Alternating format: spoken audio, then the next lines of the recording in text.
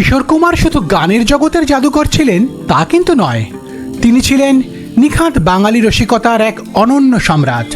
আজকের দিনে যাকে লোকে প্র্যাঙ্ক বলে, কিশোর কুমার সেই যুগে দাঁড়িয়েই নিজের চেনা মানুষদের সাথে এমন সব রসিকতা করতেন যে অবলীলায় সবাইকে তাক লাগিয়ে দিতেন।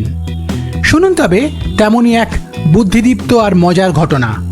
নমস্কার বন্ধুরা, আমি দেবরাজ আর আপনারা দেখছেন আপনাদের প্রিয় নিম্বু পানি বাংলা। সেদিন বিখ্যাত চিত্র পরিচালক ঋষিকেশ মুখার্জি নিজের বাগানে গাছে জল দিচ্ছিলেন।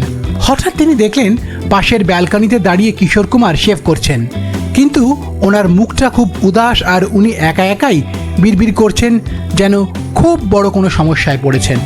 ঋষিকেশ মুখার্জি ডাকলেন, কি হলো হে কিশোর, সকাল সকাল মুখটা অমন শুকিয়ে আছে কেন?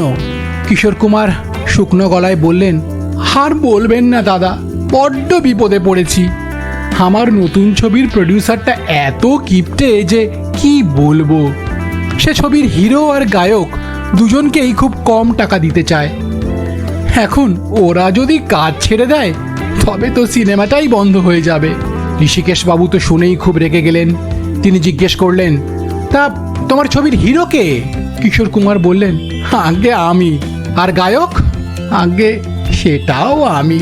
ঋষিকেশ বাবু তো আকাশ থেকে পড়লেন, বলো কি, একই ফিস দিয়ে দুটো কাজ করিয়ে নিচ্ছে?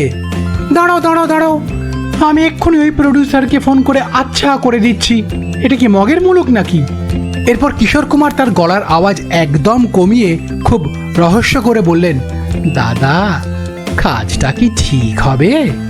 লোকটা কিন্তু খুব বড় আর নামী মানুষ, খুব গুণী শিল্পী, আর ওনার নাম শুনলে আপনি নিজেই চমকে যাবেন।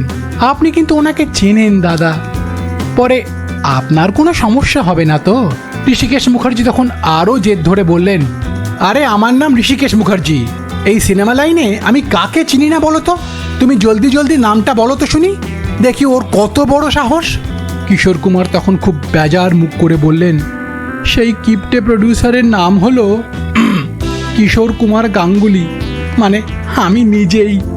ব্যাস, ঋষিকেশ মুখার্জি তো সব শুনে এক মুহূর্ত হাঁ করে তাকিয়ে রইলেন। তারপর রাগে গজগজ করতে করতে হাতের পাইপ ফেলে সোজা ঘরের ভেতরে চলে গেলেন। নিজের সাথে নিজের এমন রসিকতা বোধহয় শুধু কিশোর কুমারই করতে পারতেন। গল্পটা কেমন লাগলো নিচের কমেন্ট বক্সে লিখে জানান।